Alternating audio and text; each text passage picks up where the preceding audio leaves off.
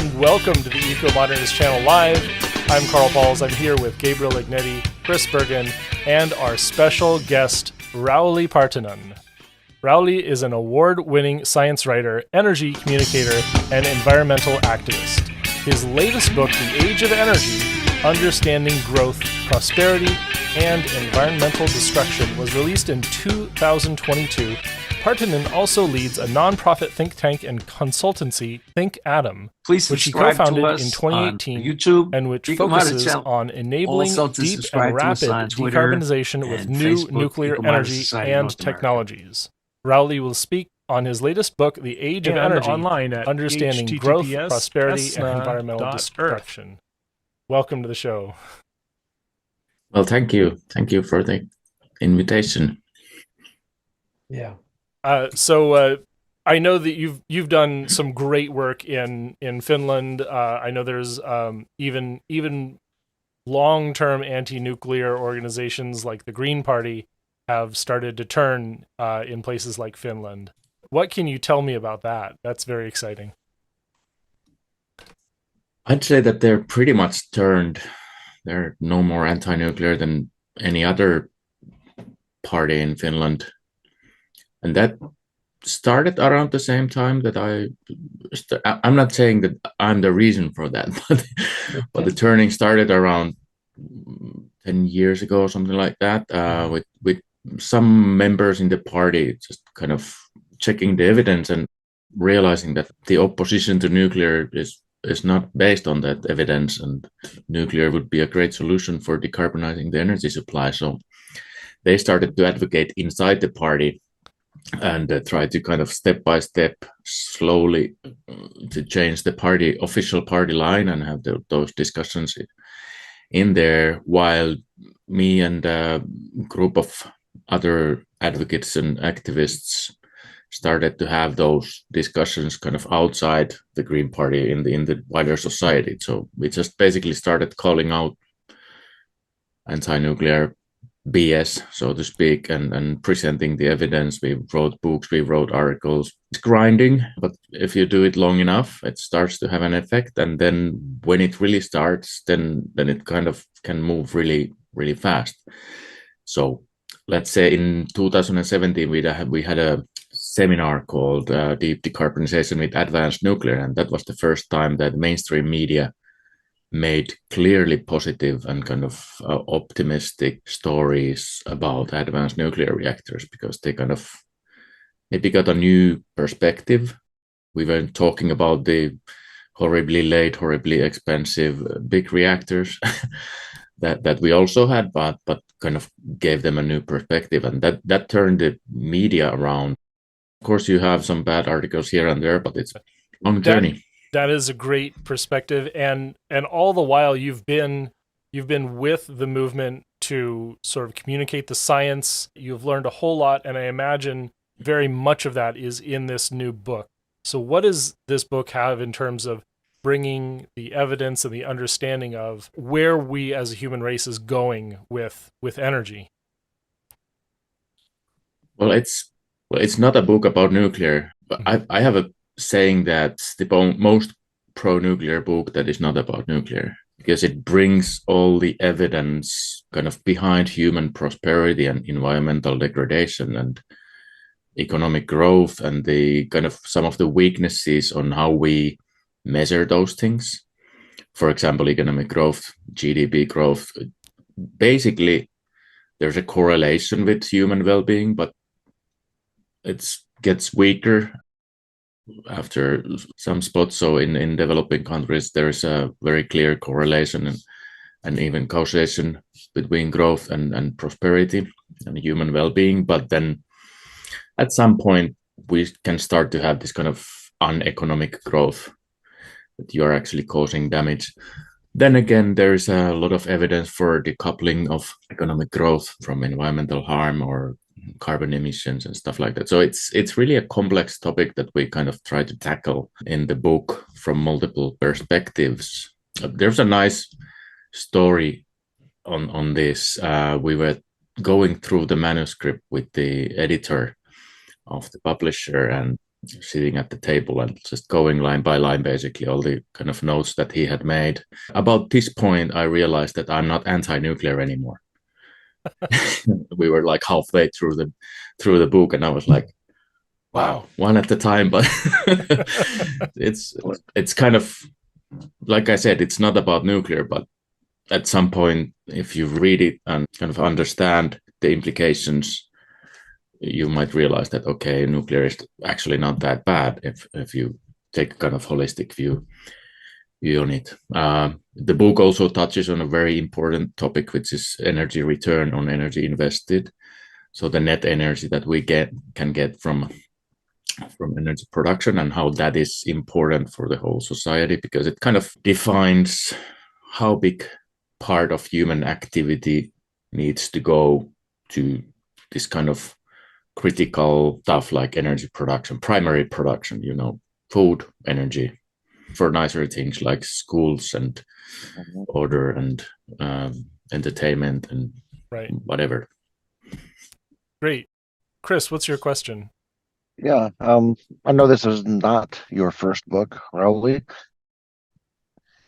Was this book, Age of Energy, is that building on the previous books, do you think, or is that more filling in blank space, a blank area of knowledge of the general public that you felt that you had been missing previously? In some way, I kind of view my Bohr books as a trilogy, because two in the middle are largely about the same topic. It's nuclear energy. The first one was about oil's role in society, discussing peak oil and whether our kind of Western societies are prepared for the peaking of oil, and that's actually how I kind of get interested in the energy, because I don't have a kind of educational background. I'm more of a communication department guy. But that got me interested in energy, and then I got interested in nuclear because I kind of saw that this is something that seems to be widely misunderstood, and then I wanted to kind of make the case for that. And my writing colleague Aki Suakko, he actually proposed that we write the book, because we had been writing and discussing these wider topics around the internet for some years then, and we kind of felt that, okay, now we have maybe enough of a kind of holistic view of the situation and enough knowledge about the details on the economics side and the engineering side and all these types of things, that we can write this kind of what is the role of energy in modern society from all the relevant points of view. Very nice. Gabe, do you have a question? Yeah, I do. You talk about after a certain point that the happiness index doesn't go up that much. And well, for one thing, GDP is a bad way of gauging things. But aside from that, when people get to a certain point in terms of the industrialization process and everything, what people want when they have everything else is more leisure time, shorter work week, more vacation time, early retirement. I don't know if you spoke about that in your book at all.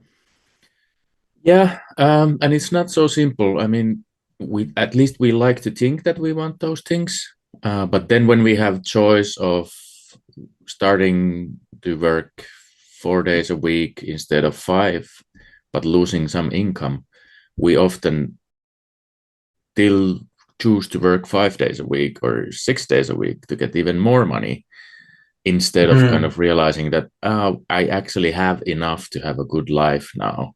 So there's this kind of weird drive that we humans have to accumulate stuff, more and more and more resources, because there's always something to fear, like what if I get sick, or what if somebody in my family gets sick? Do I have enough money?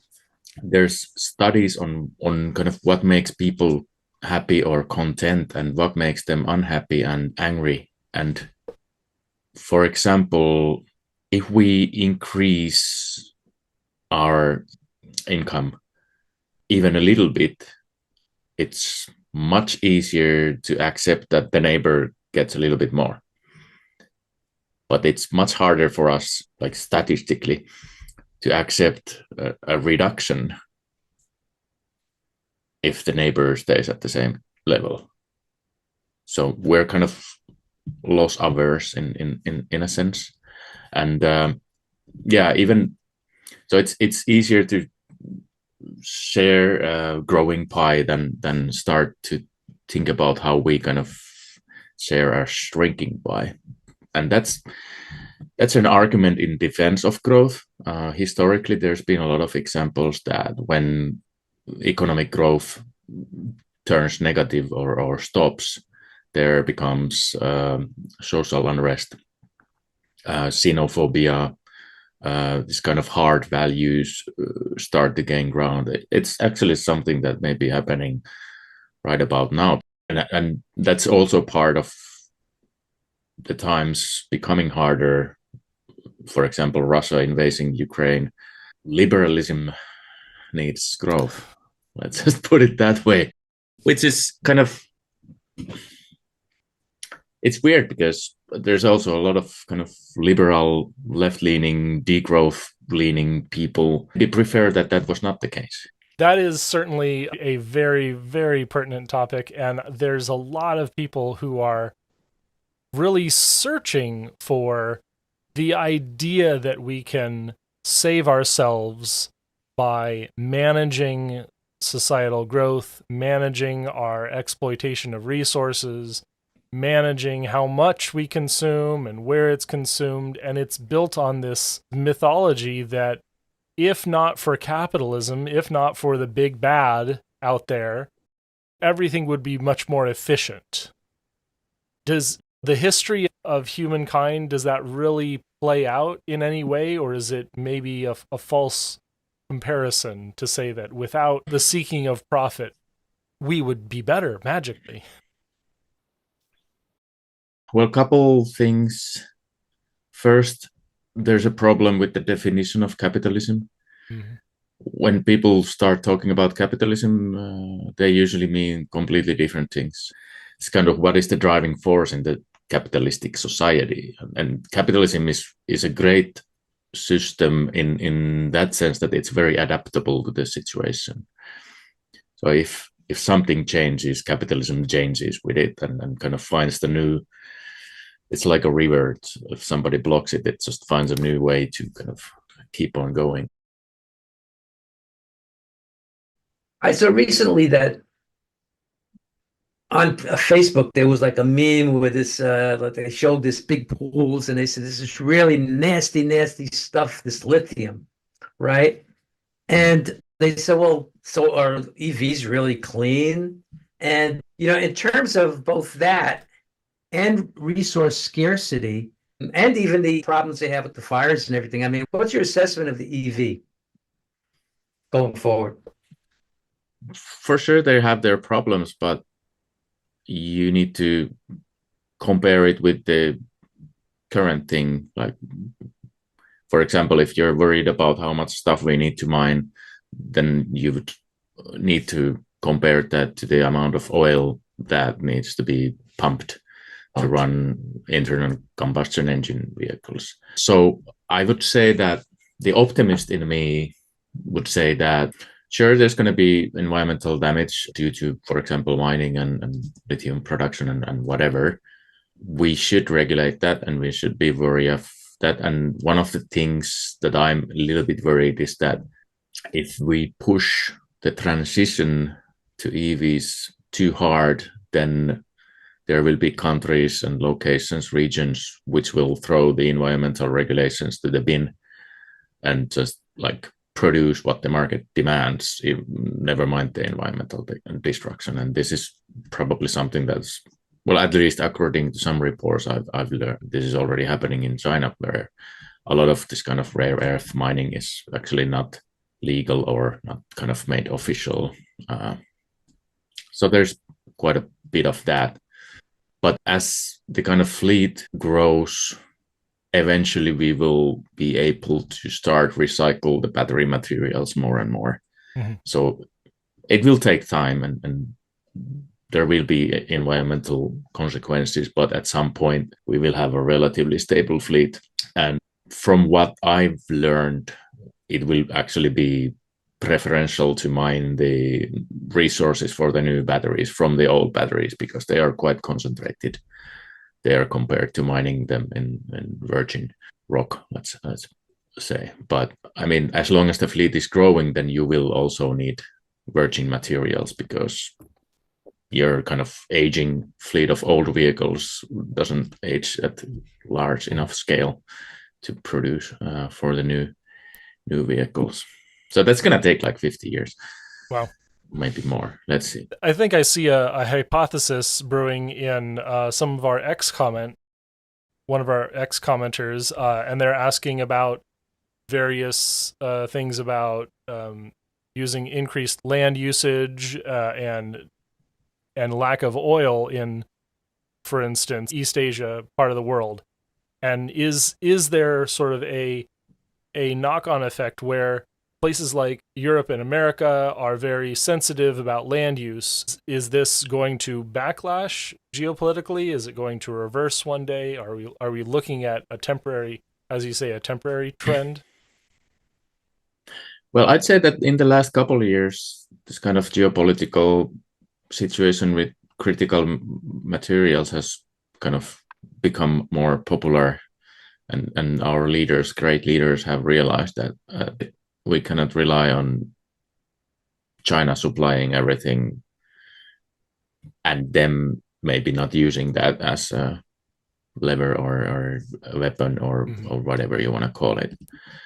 So I think at least in the United States, there's some mining projects for critical minerals already, and I think there's been some talk about it in the European Union as well. Maybe we've been spoiled in a way that we don't want to see the cost that producing our well-being causes. So out of sight, out of mind, let somebody else do it somewhere else, so we don't have to kind of see it, and we just get to enjoy the nice EV or smartphone or television or whatever is the case. So that's something that I'd like us to wake up on. Kind of like we have to be able to mine minerals in our own countries as well, and kind of just face the fact that otherwise you're just moving the problem to be somebody else's problem. Then again, we are paying them to do that, so they do get benefit out of it. So these are always kind of multi-perspective things, whether the miners somewhere would have a job if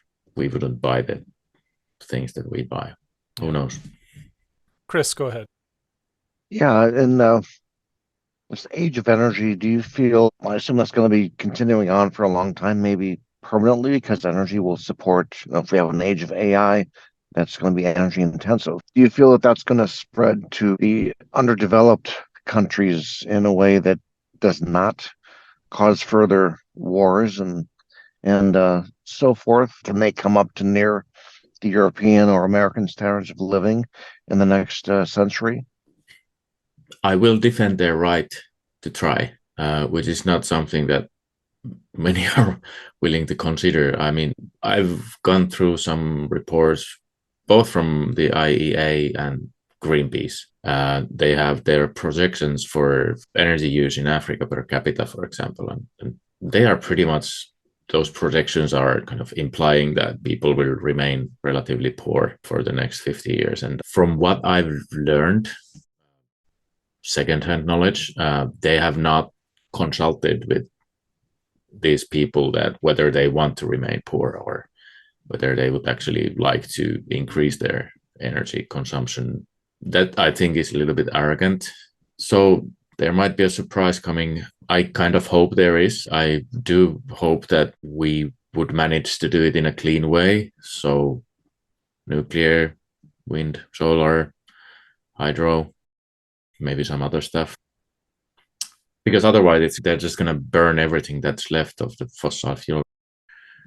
And then who knows what will happen after that. Either we will have managed the transition or we have not. Energy use. Sounds like projections and reports from countries that are part of the G20, the 20 more affluent nations, don't see a way to get rich off of allowing the poor countries to become better, to become their equals in lifestyle. and so that the G20 countries see them as remaining poor, and the poor countries are looking and saying that we in the wealthy countries went through this over the past century. Now it's their turn to do it, even if they have to pull themselves up by their own bootstraps, so to speak. I can see that disconnect. One of the worst conflicts about the kind of degrowth movement on a global scale is that degrowth people mainly come from rich countries where they can easily see in their daily lives, okay, I could use less energy here, I could use less materials there. And then they kind of apply that to everybody, while the reality in kind of 80% of the countries and people around the world is completely different. They very much like to use more materials and more energy. So that's one of the kind of key weaknesses that I see on this kind of degrowth thinking on a global scale. If only 10% of the people are in a position that they can comfortably decrease their materials and energy consumption by 20-30% and still live a decent life, then that's a drop in the global bucket. 90% or 80% of the people want to 10x their materials and energy consumption. Of course, it's not good as a policy. No country would choose to degrow. However, the IPCC has stated that a reduction in consumption is important in order to be able to tackle decarbonization. I've read that. Yeah, well, that's the assumption that the rich people can do something that the poor people cannot and will not Obviously. do. And that's problematic and unlikely. I think that's a big risk to take when you model scenarios or projections for energy use. Because if you don't account for the enormous amount of extra demand that will come from the developing world for energy supply, then you are not seeing the scale of the problem that you face. And then when you plan your policies for a much smaller problem, you're not doing enough. Then maybe you start to think that, okay, well, maybe we can just do this without expanding nuclear and just add wind and solar and batteries and stuff like that. Whether if you would realize the scale of the whole kind of global problem, there would be no way you could think that we can do this with a limited set of tools. And even with all the tools available, scale to the maximum, it will be enormous challenge. Yeah. Yeah. One thought I had similar to Gabe, when we use energy, we always think about how much energy can we get rather than how much energy do we need. If we were to insulate our buildings better, if we'd have more public transportation, which Europe is ahead of the United States in that regard by far. But if we could just be more efficient in how we use energy and why we need energy. There are places in the United States with very thin glass windows.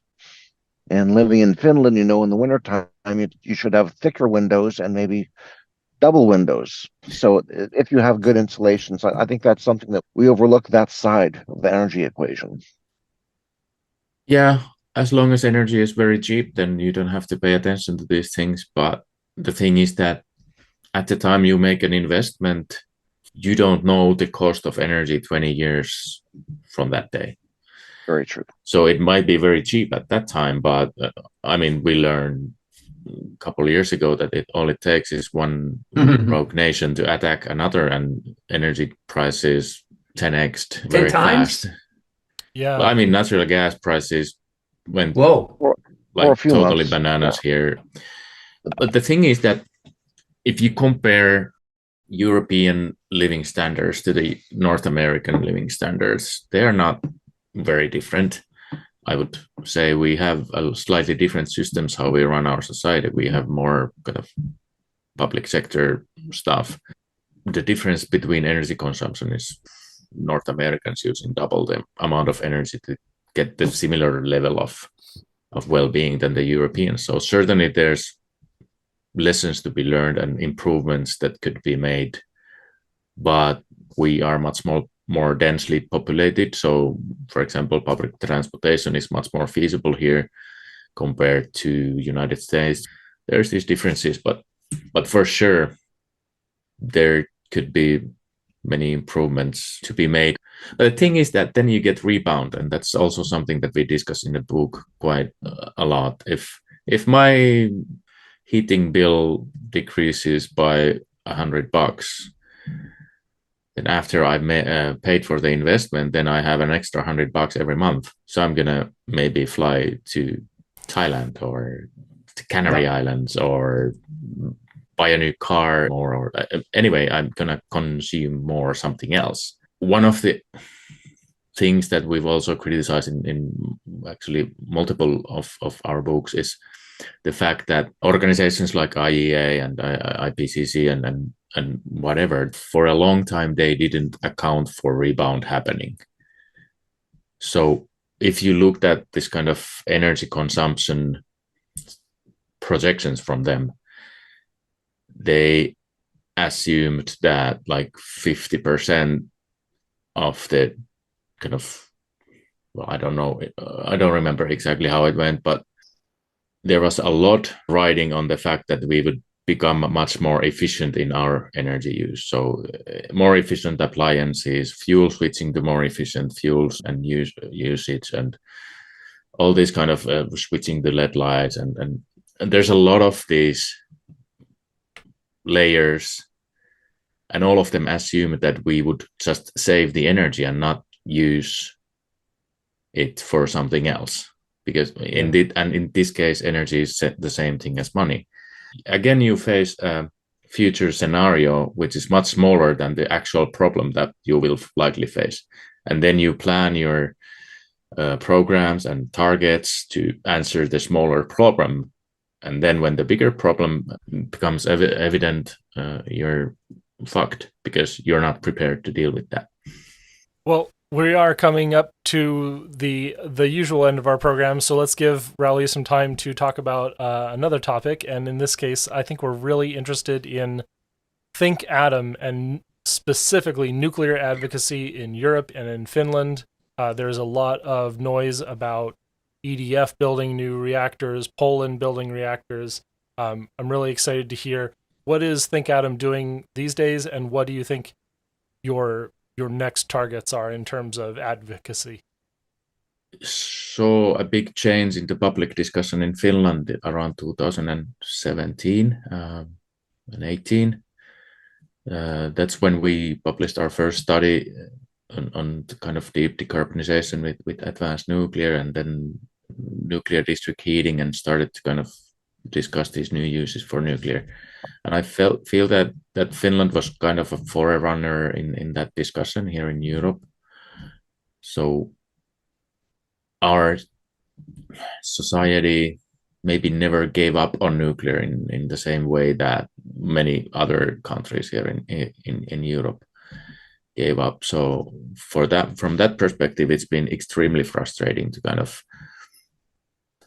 see the acceptance here in Finland and see the need in Finland and in Europe, but then you run against the kind of anti-nuclear establishment of Brussels, the European Commission and the European Parliament and people there who are structurally anti-nuclear.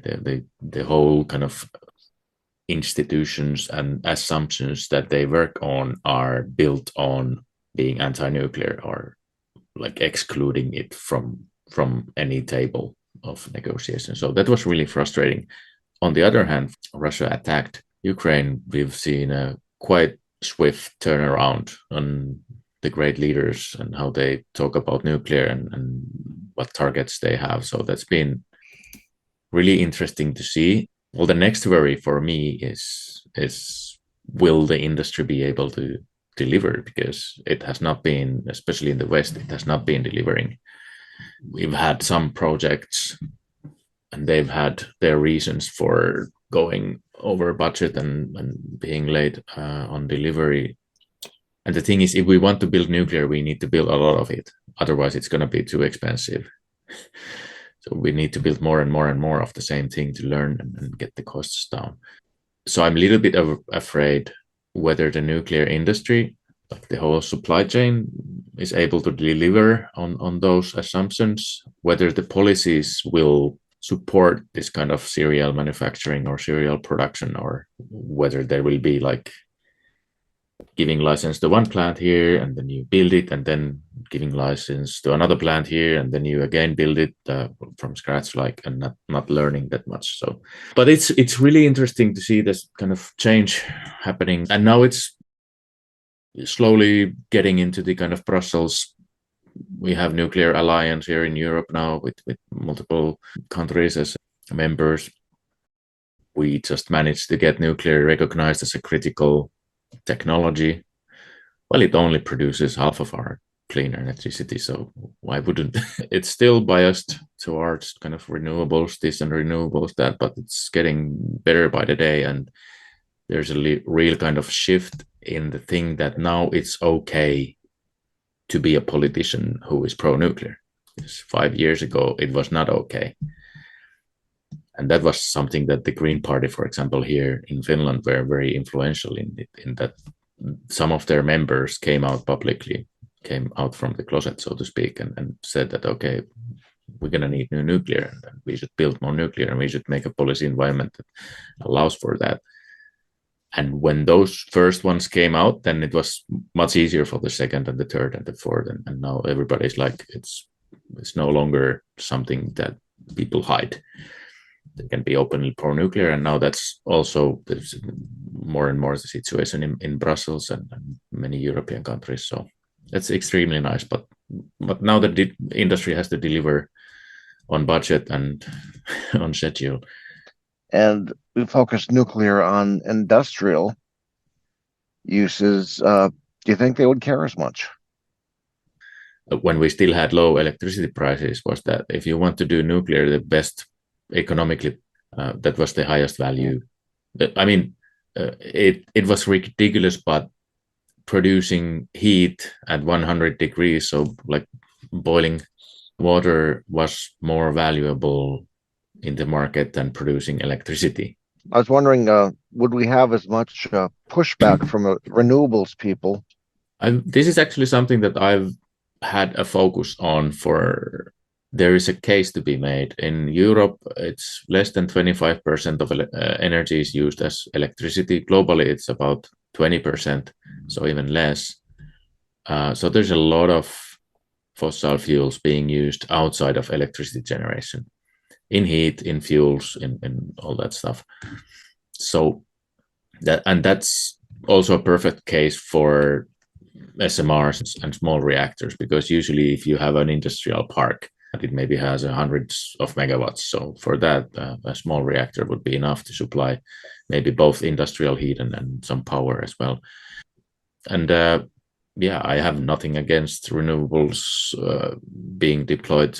And if they can take care of the electricity sector, which I doubt due to the kind of variability of the production profile, but for heat and for synthetic fuels, for hydrogen generation, you would prefer to have reliable sources like nuclear. Well, Right.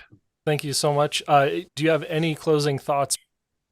Well, I could tell you a couple words about my latest project, give an update. So I'm working on a study on called the case for waste, in which I kind of bring up the case whether Finland could or should start to offer final repository services for other countries' spent nuclear fuel, because we have been leaders in building and are now commissioning our first deep geological repository here in Finland for the domestic waste here.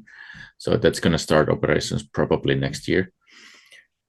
So quite soon. And we've gone through that process, and in the study I explore how big the market is and how big the impact would be for the global nuclear industry if this kind of hard questions about how we manage the waste, because it's always one of the kind of anti-nuclear project arguments is that you don't have a solution for the waste. Well, now we would have a solution, and it would be available and proven and all that stuff. How much easier would it be to deploy nuclear, and maybe how much lower cost you could get for your financing if this risk was kind of taken care of. So there's a lot of potential benefits both globally and for the people in Finland if we start accepting the waste, because there's a lot of funds available to storing that waste as well. So obviously we would take the money as well. Obviously, then you also have the option of reprocessing and maybe going for a breeder reactor program where you can start turning that spent fuel into clean energy in the future. I mean, if it happens 10 years, 20 years from now, well, on its way to being ready. And Wonderful. yeah, let's see. My hope is to start a decent discussion here in Finland. And if we still want to shoot it down, and because right now the legislation prohibits this type of activity, so we would have to change the legislation. But I want to have the discussion around that and tell the people the benefits, the issues, and then if we decide to not take it, then okay, that's fine. I think that we should seriously consider it and stuff like that. But I want it to be an informed decision. So wonderful. Well, thank you so much, everyone, for your contributions. Thank you, Rauli. This has been the Ecomodernist Channel Live. You can find us every 10 a.m. Pacific, 1 p.m. Eastern on the Ecomodernist channel on YouTube. That's Ecomodernist 1. You can find us at my personal Twitch, Soyaddle, soyaddle.tv, twitch.tv/Soyaddle. You can find us on Facebook at the Ecomodernist Society of North America, on the web at esna.earth. And of course, you can find us on Patreon at the Ecomodernist channel. For the low cost of $1 to $2, you can help us support the mission and join us as a valued contributor. Thank you so much. And remember, emissions first, peace and justice will follow.